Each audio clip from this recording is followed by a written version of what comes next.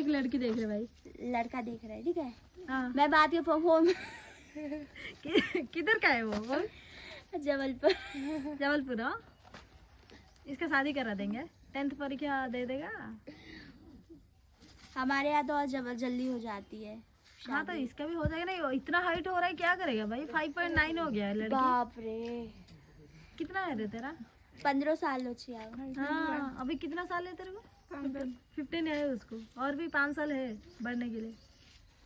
देखिए इसके लिए लड़का देख शादी करा देंगे। चलो ठीक है। नहीं तू मो सांगे चालू, ठीक मो भाई मान्यते अछंदी है जो मो बुआई रो पुओ मान्यते अछंदी से तई पर भी नहीं से टोकी मानो भी कमी अच्छी पता।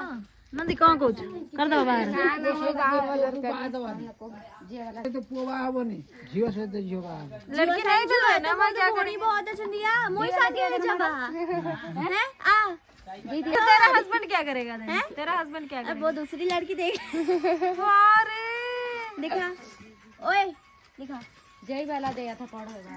ठीक है, हम लोग जा रहे हैं। याद है ये सब याद है? तुमने रिवीजन किया? ये वाली याद है, ये याद नहीं है? ये याद नहीं, ये वाला रिवीजन याद है, हिंदी का, ये इसी का है, इसी का है। अच्छा ये वो है।